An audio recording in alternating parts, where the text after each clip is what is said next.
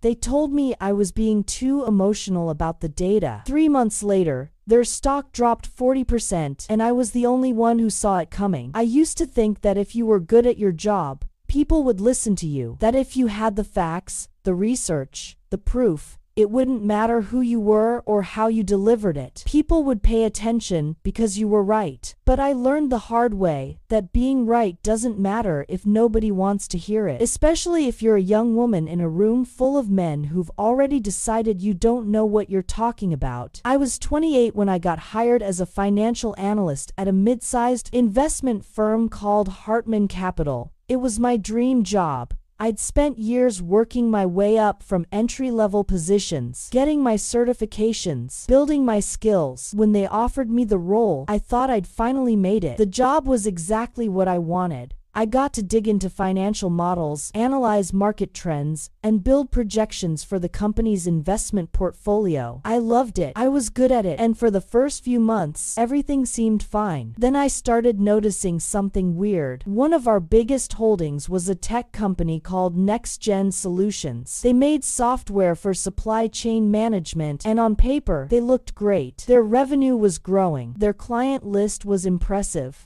The CEO gave these amazing interviews where he talked about innovation and disruption and all the buzzwords investors love. But when I dug deeper into their financials, something didn't add up. Their revenue was growing, sure, but their costs were growing faster. They were spending a ton of money on marketing and sales, but their customer retention rate was terrible. They were constantly having to find new clients to replace the ones who left, and their debt was piling up. They'd taken out 3 major loans in the past 2 years just to keep operations running. I ran the numbers over and over. I built different models, tested different scenarios, and no matter how I looked at it, the conclusion was the same. NextGen was in trouble. They were burning through cash, their business model wasn't sustainable, and if they didn't make major changes soon, they were going to crash. I put together a report, a detailed 30-page report with charts and graphs and projections. I showed that if current trends continued,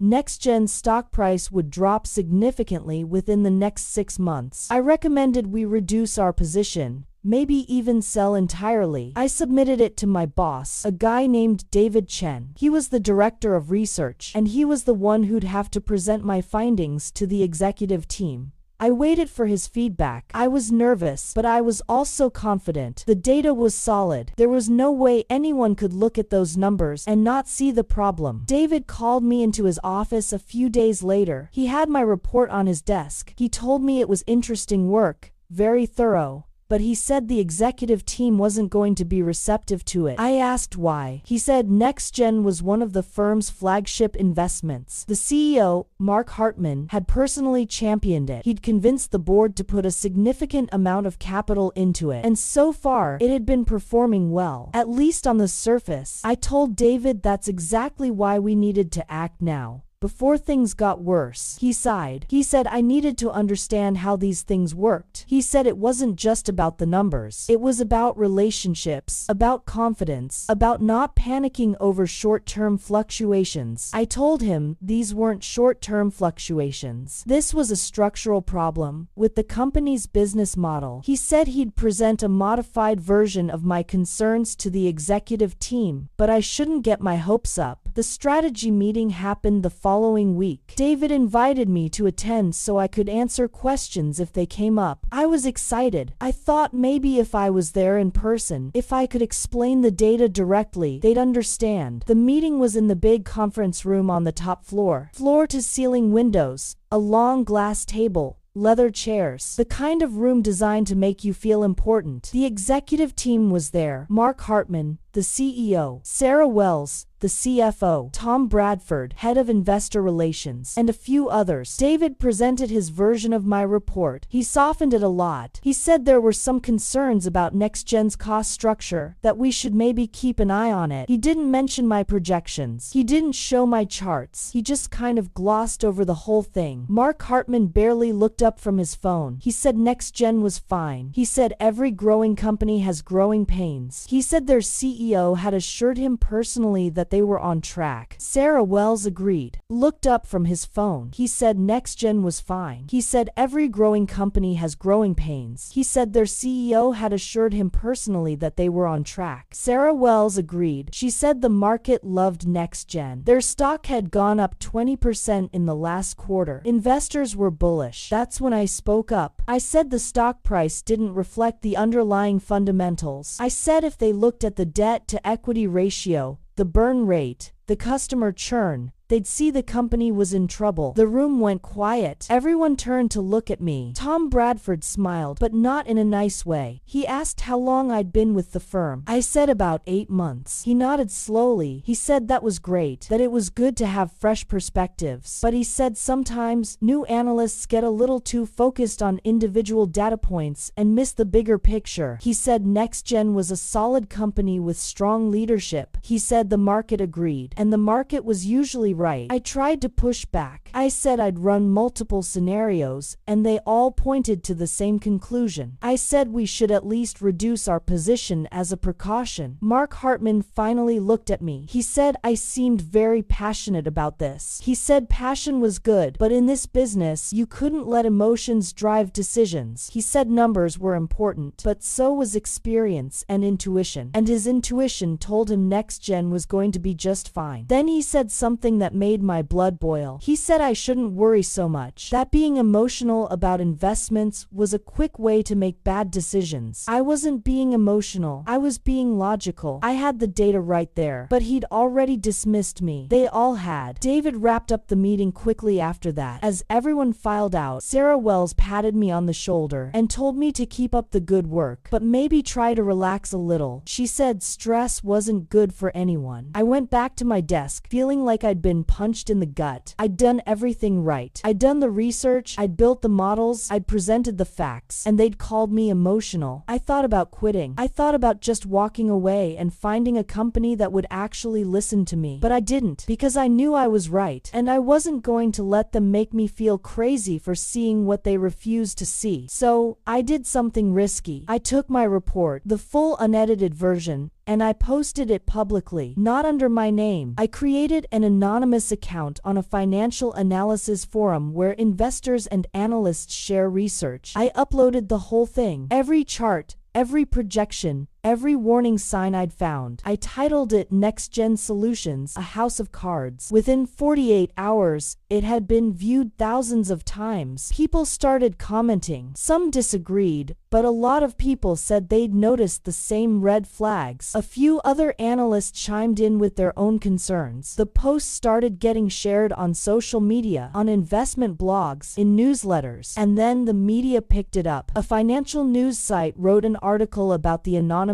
report that was raising questions about NextGen. They interviewed some independent analysts who confirmed the concerns were valid. The article went viral. NextGen stock started to drop. At first, it was small, just a few percentage points, but then investors started really looking at the numbers, and once they did, they saw what I'd seen months ago. The company was a mess. Within 2 weeks, the stock had dropped 15%. Within a month, it was down 30%. And 3 months after my meeting with the executive team, NextGen announced they were laying off a third of their workforce and restructuring their debt. The stock dropped another 10% that day. Hartman Capital took a massive hit. We'd had a huge position in NextGen, and now it was worth a fraction of what we'd paid for it. The firm lost millions. Mark Hartman had to answer to the board. There were emergency meetings, panicked calls with investors, damage control everywhere. And then someone figured out who wrote the report. It wasn't hard. The timing, the level of detail, the specific data points. David put it together first. He called me into his office and asked me directly if I'd posted it. I didn't lie. I said yes. He asked why. I told him because nobody would listen, because I'd done my job and tried to warn them, and they dismissed me as emotional. So I let the data speak speak for itself. He didn't yell. He just sat there for a minute. Then he said Mark wanted to see me. I thought I was getting fired. I walked into Mark's office expecting him to tell me to pack my things. Instead, he offered me a promotion. He said he'd made a mistake. He said he should have listened. He said the board had asked him to make changes to the research team, and they wanted someone who wasn't afraid to tell them hard truths. He offered me David's job, director of research. I was speechless. I asked, what about David? Mark said David was moving to a different role. He didn't say it, but I knew. David was being demoted because he'd failed to escalate my concerns properly. I almost said no, almost told Mark he could keep his promotion. But then I realized something. If I took the job, I could make sure this never happened again. I could build a team that valued accuracy over ego. I could create a culture where being right mattered more than being comfortable. So I said yes. I've been director of research for 2 years now. I rebuilt the team from the ground up. I hired analysts who weren't afraid to challenge assumptions. I created processes where dissenting opinions were required, not discouraged. And I made it clear that calling someone emotional for disagreeing with you was grounds for termination. The firm is doing better now. We've avoided several bad investments because people actually speak up when they see problems. And we've found some amazing opportunities because we're not just following the crowd. Tom Bradford, the guy who condescended to me in that meeting,